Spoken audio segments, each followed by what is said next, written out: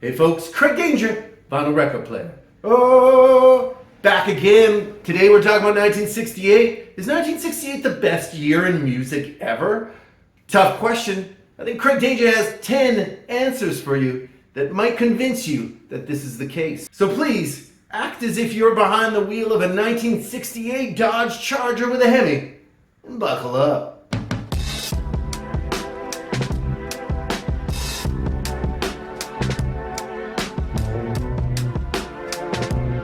All right, so we're back. Let's just start talking about 1968. I got 10 reasons and not a lot of time. Craig Danger, ready to go. So obviously number one, this is gonna be one of those things. It's just gonna happen. Obviously, we have to talk about the Beatles. And very difficult not to, of course. They had continued after Sgt. Pepper in 67. What did they release in 68? They released the White Album, also known as The Beatles. And I am not going to say much about this. The fact is everyone's heard this album, everyone knows about it. One of the things that I saw recently that I found to be very interesting was apparently even George Martin thought they could have made this into an absolutely legendary single LP, but instead, they turned it into a double LP. It's kind of known as a classic LP, but certainly, again, is it flawless? I don't think so. Of course, I'm not going to say that the Beatles were flawless, but and I would also say just a little danger pet peeve, and that would be that, of course, Rocky Raccoon. I actually like that song when I was a kid. Really like that song, but it's an uneven album, but it still is the Beatles, and of course, hey, we have to talk about big bands. Rounding out the 60s here in 1968. So for number two, I can only talk about one of the most influential records ever that absolutely destroyed the career of this band, and that could only be Sweetheart of the Rodeo by the Byrds. Now, absolutely legendary album, really good music. Unfortunately, at the time, it just is one of those classic misfit type of albums that basically nobody was ready for. Certainly, you could say on John Wesley Harding that Bob Dylan had already laid a bit of foundation, and certainly on some of those earlier Byrds albums, there was a country feel. With Sweetheart of the Rodeo, they bring on Graham Parsons and basically just go buck wild on the country tip, proceed to not appeal to the country crowd, and also not appeal to the rock crowd. So what ended up happening really was this album sold absolute butkus, but it would be the birth of country rock, which of course would give birth to bands like Poco, who again suffered from a not country enough, not rock and roll enough situation. More famously, the Eagles, Head, Hands, and Feet. There were a number of bands that obviously and clearly had heard Sweetheart of the Rodeo, and it still remains a really good album. I do not have it on hard copy, but obviously that's one that's very difficult to find in terms of getting a original copy, but that does always seem like the one Byrds album that really, in terms of influence, I don't think they had a bigger album, but number two, Sweetheart of the Rodeo and the Byrds basically kind of inventing country rock. And just wanted to thank everybody for liking and subscribing. Things have been going really well. We just actually passed the 2-year anniversary of the Craig Danger channel, so not too bad. And you know what? It took me 2 years until somebody told me that I have a face for radio. So gotta love it. 2 years. You're ugly, brother. You're ugly. Anyway, like and subscribe. Good times. What was your best moment of 1968 musically? In fact, what was your best moment of 1968 if you were there? I wasn't. Craig Danger was not there in 68. I would love to hear your musical thoughts on 1968. So for number three, since we're talking big bands here, really have no choice but to talk about the Rolling Stones with Beggar's Banquet, also releasing Jumpin' Jack Flash, Sympathy for the Devil. This was basically the Rolling Stones year. Alternatively, what they also did was they said, hey, Brian Jones, catch you later. On Beggar's Banquet, all the guitars were actually played and recorded by Keith Richards, And in fact, I don't think Brian Jones had really almost any involvement by the end of the year, courtesy of the filming of the Rock and Roll Circus, of course. That, of course, would be the last appearance they would have with Brian Jones. And in fact, of course, we would move on to the Mick Taylor era. Now, I think what's really critical about Beggars Banquet is it absolutely is a giant step forward. But most importantly, I think signifies what would be really the classic period for the Rolling Stones, wherein not only do they take on Mick Taylor, wherein they basically record 4 stupidly legendary albums in a row, starting with Beggars Banquet, Let It Bleed, Sticky Fingers, and then of course their ultimate, the double LP, Exile on Main Street in 1972. So I'm going to say for number 3, I mean the Rolling Stones really kind of got into gear here. Brian Jones left at the end of the year, and it would open the door to, in my opinion, the dangerous opinion, Mick Taylor. How about the best accompanying guitarist the Rolling Stones had ever had? So for number 4, we got to talk about debuts. Who doesn't love a great debut album? And they were thick with them here in 1968. Of course, here's one. Here's a classic. How about a little bit of Spirit? This one, by the way, very available, I would add. You can buy this at a lot of places, and often for cheap. You can usually get this for $10 or under, maybe even $5. I'm sure that's how I got it. Really, this would be the first of 2 albums. Of course, their second one, also released this year, would be called The Family That Plays Together. They would release their single and solitary hit, which of course I've got a line on you. Jam, and unfortunately nothing really else by Spirit really sounded like that, but Spirit, their debut, really kind of a legendary, super underrated band, and this is a big one for the year. For me, I mean, The Wolf Begins to Howl in 68 with, in my opinion, wow, one of their best albums ever. Certainly the hits on this one, such as Born to Be Wild, The Pusher.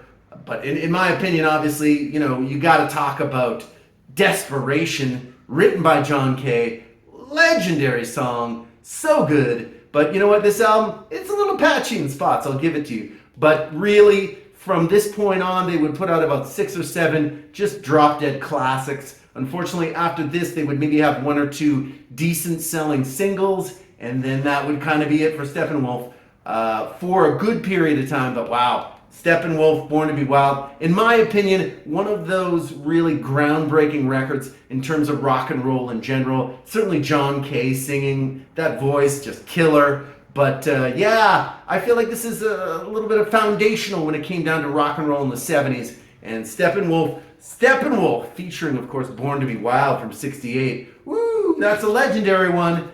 Let's see, we got it. Oh, here's the band on the back. Oh, the band is looking good. Steppenwolf is one of the debuts. And then, of course, still talking debuts, of course, we have no choice but to mention this one, which, of course, was gigantic. I would even call this its own reason. In fact, I would call that number 5 because it's songs from the Big Pink.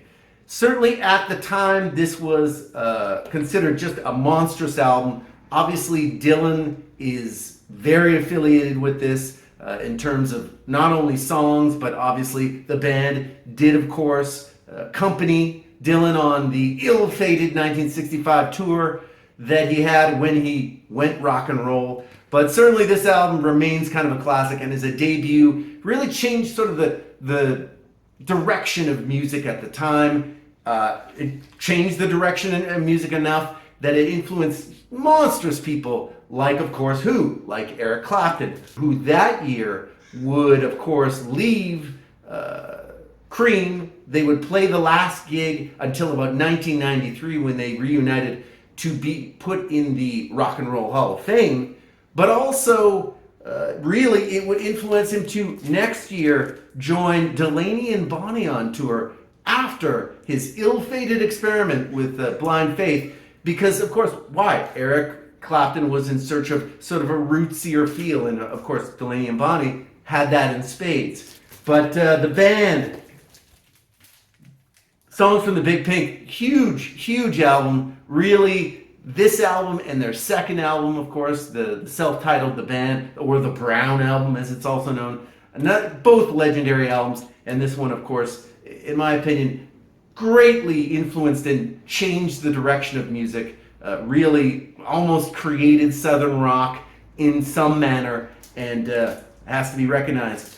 Number 5, are we at number 5? Are we at number 6? Doesn't matter. Let's do another reason here. Let's talk about, of course, we talked about the band, we talked about Delaney and Bonnie. What else was very influential in rock that year? I'm going to say this is number 6, just because who cares? And I'm going to say, hey, let's call this Jeff Beck's Truth. This album, of course, would be considered, and I'm not sure that I 100% consider it that, but many people consider this as sowing the seeds of heavy metal and really hard rock. I can certainly see the hard rock on it. A really fantastic album. Jeff Beck is just ripping it up all over. And of course, Rod Stewart really doing some of his best vocal work on this early album by the Jeff Beck group, Truth. This one, I think, is another one of those albums that's kind of a hallmark album that really is another great reason why 1968 may be the best year in music ever. Little hot take on this. I'm willing to say I'm not sure that Jeff ever did a better album, personally. But again, I'm not as much into his fusion stuff. But again, 1968, Truth, Jeff Beck. Since we were talking about great albums in 1968, of course, we have to talk about another legend. Jeff Beck being a legend. Of course, we have to talk about Aretha, who continues on the Atlantic label. She, of course, would record this classic, Aretha Now, in my opinion, her best LP of the 1960s. Fantastic, with obviously Wexler and Martin producing. And then what she did, she goes ahead and she's like, oh, at the end of the year, why don't we release Lady Soul? Another absolute killer album from 1968. And you know, hey, even Aretha makes mistakes. And that, of course, would be Aretha in Paris, live at the Olympic Theater. This is not her best live take at all. And in fact, the recording is not that great. It sounds a little bit tinny at times. But again, she ain't flawless. So yeah, those, of course, would be my Atlantic releases. Or number 8, doesn't matter. And that, of course, would be Stax. The story behind Stax sort of exploding in 1968 revolves heavily around, of course, Johnny Taylor and Who's Making Love, which would be, of course, their biggest single ever.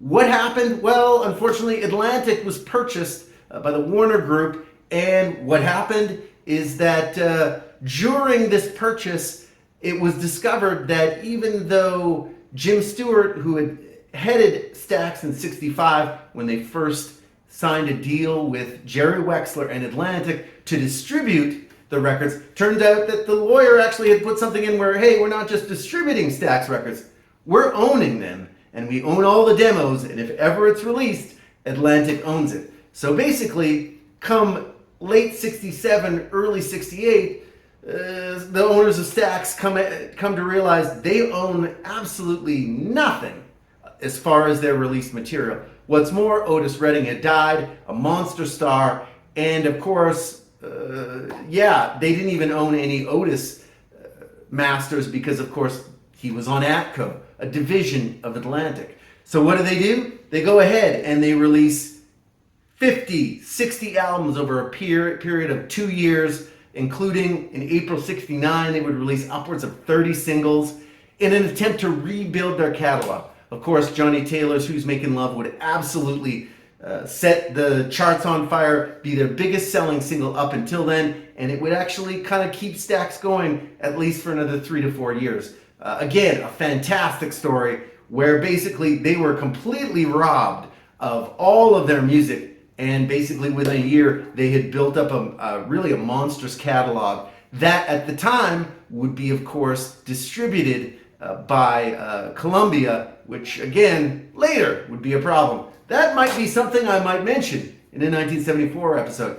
Another more business in the soul variety, James Carr. Legendary James Carr, of course, very Otis Redding-ish. This, of course, would be his last album in the 1960s until, I think, in the 90s he would do one. The Temptations, Wish It Would Rain, another classic from that era. last LP with David Ruffin. David would get a little bit into the cocaine, and once you get into the cocaine, things tend to get a little bit weird. Here's the worst part. David Ruffin decided to start talking about money and asking, hey, where's all this Temptations money? Which, of course, as we know, Berry Gordy does not want anyone to know. So he was promptly fired, and it continued from there. But I wish it would rain, kind of a final document, and really, I think, one of their best late 60s albums. The Temptations. Who else is rocking in 68? How about an oldie but a goodie? A legend. How about the Iceman? With the Iceman cometh Jerry Butler from 1968. This one, really good album. More importantly, really, of course, sets the stage for Kenny Gamble and Leon Huff. Of course, Gamble and Huff, super producers, to again found the Philadelphia international label in the 70s. But certainly this was one of their first classic works. Also a huge comeback for Jerry. Of course, the big hit on this one, Only the Strong Survive. Number 4 pop. And again, a sort of a reinvigoration of the Iceman's career, which frankly, in my opinion, went up to about 74 with just all incredible magic. Jerry Butler in the 70s is Jerry Butler you need to hear. And of course, why not? We're still talking about soul. I'm not sure that this counts, but it does. How about one of the best selling compilations in Canadian history, certainly. And I know that this one sold very well in the United States. Timepiece by the Rascals, which would gather all of their hits People Got to Be Free, which of course would be a song released in 68 that would unfortunately keep Steppenwolf's Born to Be Wild from the #1 spot. And unfortunately he's not on this. It's a banger. What am I going to say? People Got to Be Free, the Rascals, but more importantly, Timepiece. And you know what? Let's close her out here because I'm pretty sure I got to 10. And yeah, I'm just going to go ahead and go with it for number 10. Now, certainly there were a lot of other great albums, as you can see. I've got a few of these big dogs right here. But I have to go with, for 1968, I don't think much really tops Astral Weeks by Van Morrison. This is an album that he, in my opinion, would never really top. I actually just read an article that was talking about how Van just released his 46th LP.